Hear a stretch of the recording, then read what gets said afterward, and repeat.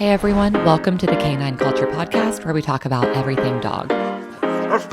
Q&As with veterinarian professionals, rescue operators, everyday topics. We cover everything dog on this podcast. So make sure you subscribe to the Canine Culture Podcast on your favorite podcast platform, and make sure you're following us on social media on both Instagram and Facebook. Thanks again for listening. Now here's that next episode. Welcome, everyone, to the Canine Culture Podcast. This is your host, Brittany. We have a special guest today by the name of Amy, and she practices Reiki on dogs. So welcome to the show, Amy. Hi, thanks for having me. So tell everyone a little bit about what you do as someone who does Reiki. Sure. So, as a Reiki practitioner, I do work in person, mostly with people, and I also do distance Reiki. And of course, most of my clients are people. However, I do sometimes get a dog, and I actually have a session right after this interview. So that should be fun. And for anyone that doesn't know, and I think I only learned about Reiki maybe like 2 years ago, tell everyone what Reiki is exactly. Sure. So Reiki, that is actually a Japanese word. When you separate the pieces out, Reiki stands for life force energy. So Reiki is basically the life force energy. It's a form of energy healing. And so the practitioner, that would be me, I am able to channel the Reiki through my body and into my client. And also, if it's distance, I can. There's a way that you can do it distance, and so it would be the same way, except I'm just not in the same room with them. So, what are the benefits of Reiki? What do you see most, either people or, most specifically dogs? What do you see them coming to you for? Sure. So a few of the biggest benefits, and some of the things that you might see right away, would be stress reduction, relaxation, can help with anxiety, chronic pain, pretty much across the board with all conditions. So it can help accelerate your healing. And so a lot of times, especially my clients recently, are looking for help with removing like energetic blocks, like helping their energy flow. And with dogs, two of the ones that I work on the most right now, one has severe anxiety and the other has really bad epilepsy. Oh, And wow. yeah, so it's really amazing what I can do with this dog, especially his name's Sparky. He's a coonhound. he's, he's a very large coonhound, and he has really bad epilepsy. Like anything can trigger it. And so he will start to have what's called focal seizures. His eyes start to twitch a lot. His face might start to shake or twitch. And so if you catch him before it goes into a seizure, I will sit down with him. And sometimes he doesn't like it. I think it's almost like there's a whole lot of energy going on in his brain.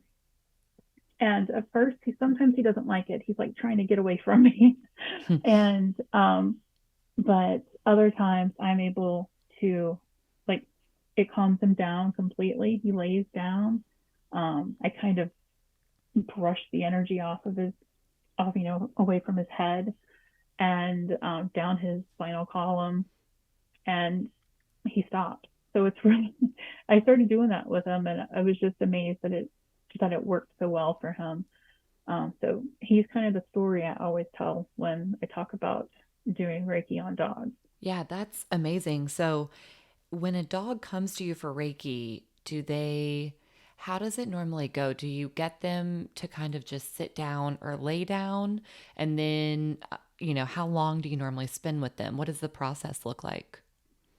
So Reiki with dogs, or any animals, it's going to be different than humans because right away, dogs are much more sensitive to Reiki. So they can sense the energy, or they'll feel it much more intensely than people might.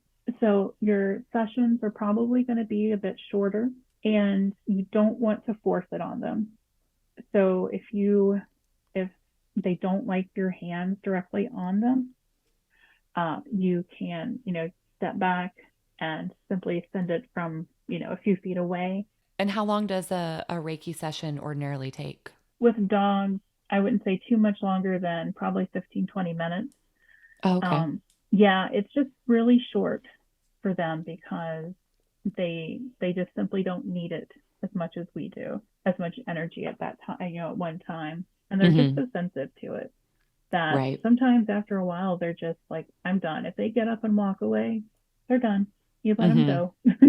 They kind of tell you when they're done. Right. Kind of the same thing with acupuncture.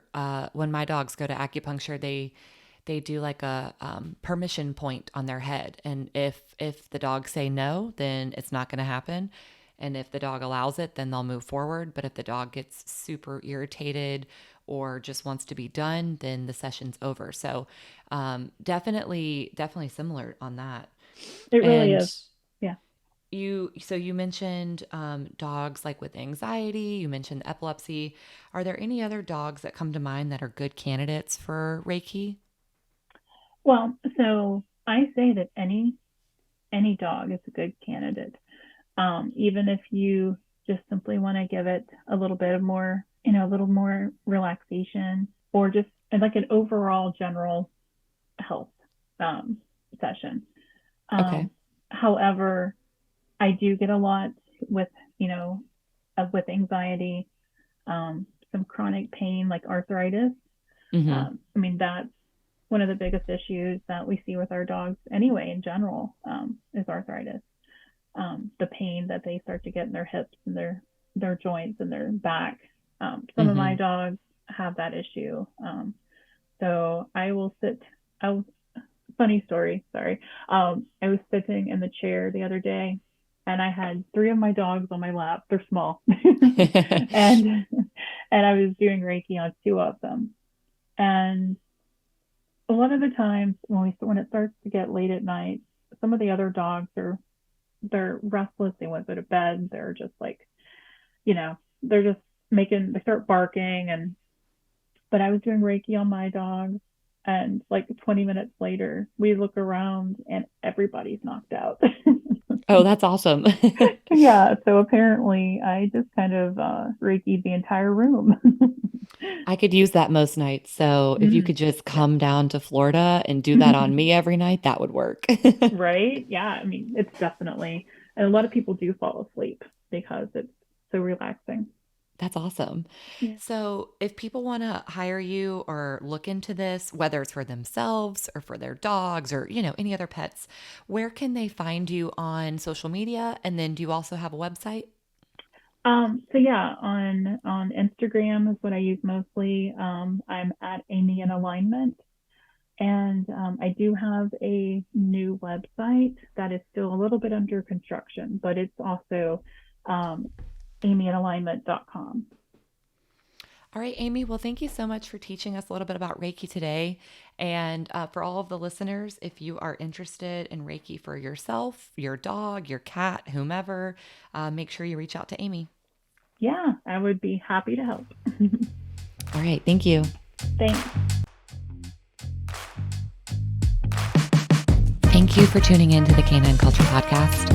Please make sure you subscribe to the Canine Culture Podcast on your favorite podcast platform, and make sure you're following us on social media. If you have any recommendations, any topics that you'd like to hear, if you know of any guests that would be good for the show, or if you yourself want to be a guest, please reach out to us. Send us an email at canineculturepodcast@gmail.com or send us a direct message on social media. Thank you for listening, and please share this with any of your dog-loving friends.